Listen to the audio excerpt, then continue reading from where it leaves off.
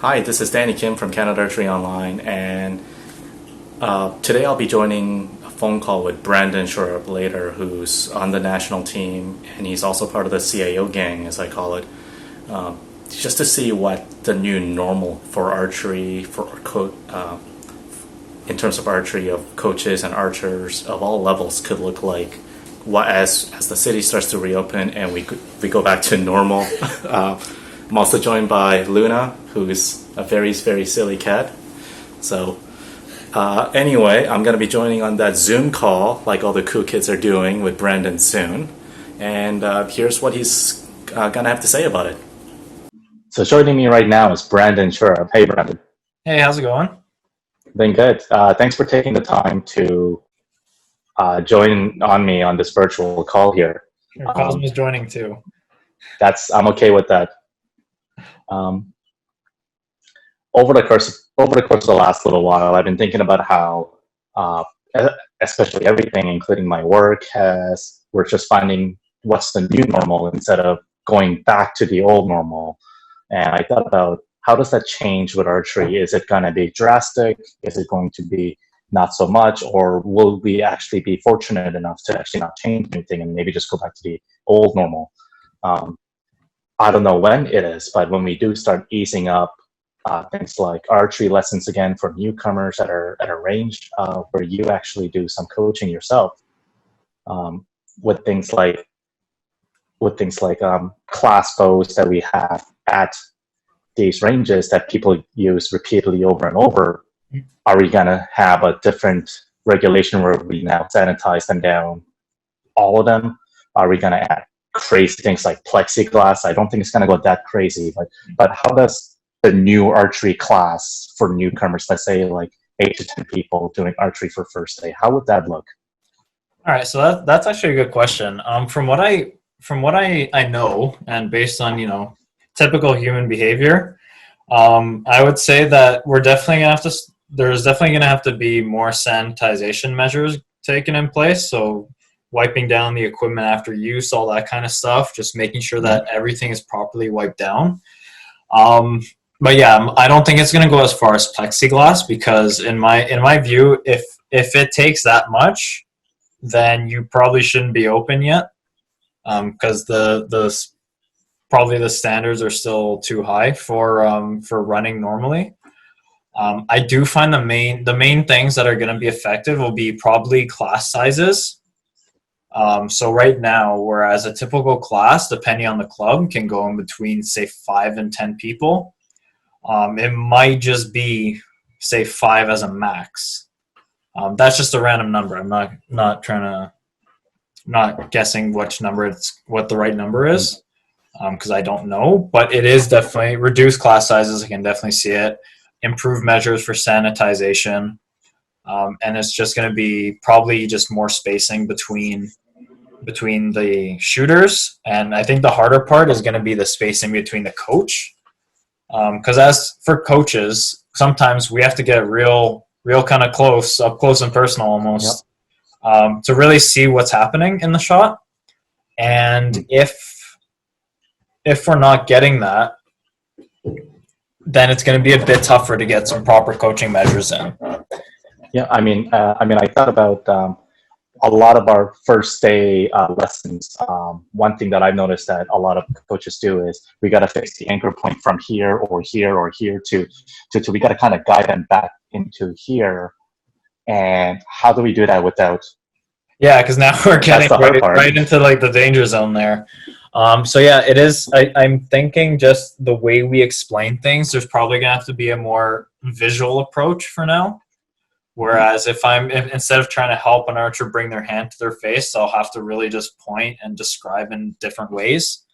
Because I do know it's a very, especially like the anchor point is one of the tougher ones to try and figure out where it goes. And beginner archers normally have a bit of difficulty with that. So I think it's just going to be a matter of explanation, or maybe even wearing gloves is probably going to be a very common thing to see as well, right?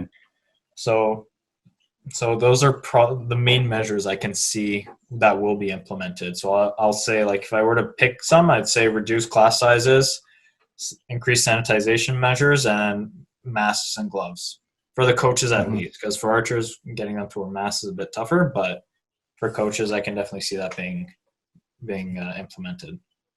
Mhm. Do we see more implementation or leverage of using digital tools for developing archers, maybe beginner to intermediate, intermediate to advanced? I know we have a ton of things. I know the national team has been testing out the odometer that's kind of coming into uh, kind of the spotlight now, along with the Mantis model that were originally used for guns, but now for archery gear as well. So yeah, digital measures, that can be, yeah, this is where it gets a bit harder to really kind of find a spot. The reason why is I'm actually doing this with one of my students. Is I did a Zoom call, and I was just watching him shoot, and I was trying to coach him from there. And while I can see it can be helpful, the problem is that every time, like if I were to say if I were to coach you right now while you're shooting, Hmm. if I want to get a different angle, I have to ask you to move your camera around. Right. And sometimes I'm trying to see two things at once in a shot, which you can't really do with a camera.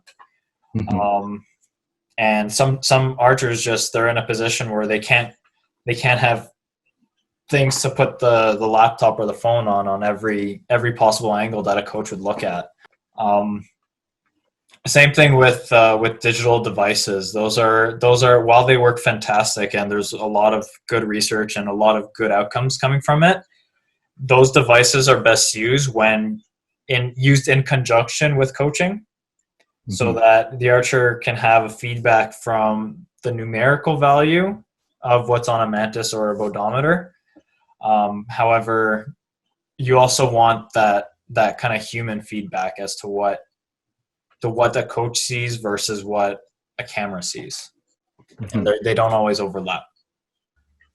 What does it take for an archer, especially today, if they were to go from beginner to intermediate, intermediate to advanced, and advanced to maybe uh, staying on staying on that momentum, or even someone who wants to start archery today, which probably more difficult than not. Um, do they need to change any kind of mindset as opposed to pre-COVID? Um, I could definitely see it for higher performance archers. I'll start off with beginners though.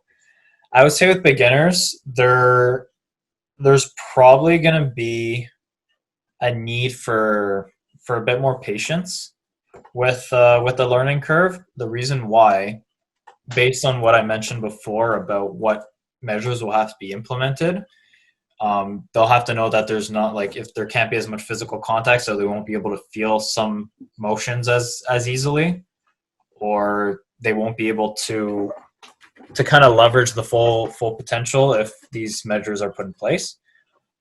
So that's going to be something. It's going to be, I would say the learning curve would be a bit longer than normal. Mhm. What is very, very apparent would be in high performance, even in intermediate to high performance, where myself being a member of the national team and being one of the 8 contenders for the men's Tokyo team, it was heartbreaking to see Tokyo being postponed. Um, so for us, a big thing we've had to learn is resilience and acceptance of saying this is what the situation is. How are we going to make this into? How are we going to turn this challenge into an opportunity? So being able to make that switch in your head is going to be super, super important. And resilience, like, this is a tough time for everyone, right? It's not only happening to us. It's not only happening to one city, one country. It's happening Mhm. everywhere.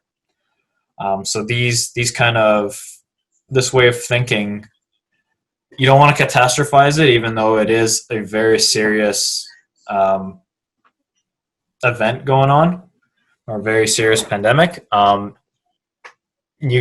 thing it is important to realize is that eventually things will go back to normal. It's just we have to be willing to work with what we have in the meantime. Mhm. So that'd be the biggest thing, that the biggest mindset piece that I think will come into play over the next little while. So maybe instead of pushing for that physical technique piece, maybe we really ought to push to have that optimal mental strength first. I think that was also the idea before COVID, but now I think now we need that more than ever. Yeah, it is definitely going to be. It's going to be a strong kind of divider, especially because they're like the physical and the mental will always work together.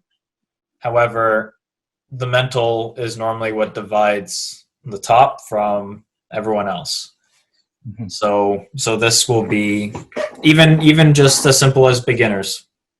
It'll be important to realize that this plays a huge role. Your mind, the mindset, the mental component plays a huge role. So at every level. So I think the earlier it can be taught and the earlier that it can be implemented, the smoother it'll go in the long run. Okay. That's pretty much all the questions that I had prepped. I guess one last question before we head offline. How are you finding time to practice? And with the amount of arrows that you're shooting is probably significantly less compared to what it would be at this time of the year. How are you coping with that? Are there more workout regimes? What's going on? So I'm not gonna lie, it is difficult. It's very difficult. What we've been doing right now, we do have more virtual workouts that we do. However, we're limited to what we have at our dispose at our like what we have in our yards or in our houses. So we've been doing stuff with like backpacks just filled with stuff, jugs filled with liquid or with anything like that. We have a few weights here and there. That's pretty much what we've been working with. But the biggest one of my biggest challenges returning now is that the arrow volume and your technique are not going to be anywhere near the same as before all this hit. Because with all of our ranges shutting down, we can't get the distance. So a lot of us are stuck shooting blank bill. Personally, myself, I can only shoot blank bill outdoors.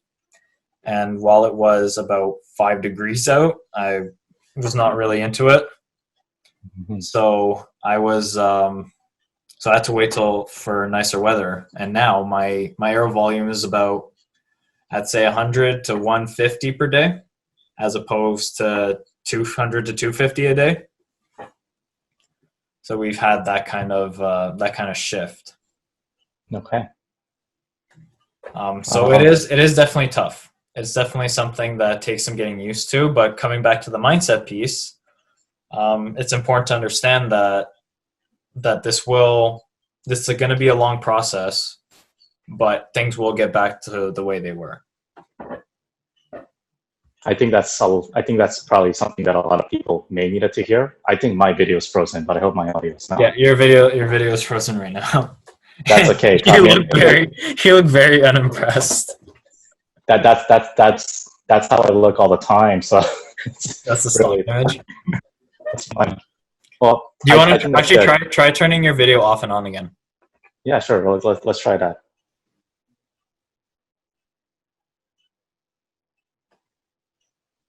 Oh, there we go. There we go. Okay. How are you going to edit that back in? I'll just be a roll. It's just, I don't know. I'll figure something out. Just record yourself doing this. Yeah, just off to the side. I think that's all the time that we had. I think, but anyway, for the third time, that's all the time that we have. Brandon, thank you so much for taking the time. I cannot wait to see you at an archery range again. It's really weird seeing you like this. Like I miss you guys. But yeah, same. Honestly, it's kind of like I said, it can get a little lonely shooting at 5 meters in the backyard. Yeah. All right. I'll let you get back to your weekend, and hopefully I'll see you sooner than later. All right. Thank you very much. Thanks for having me. Yeah. Thank you.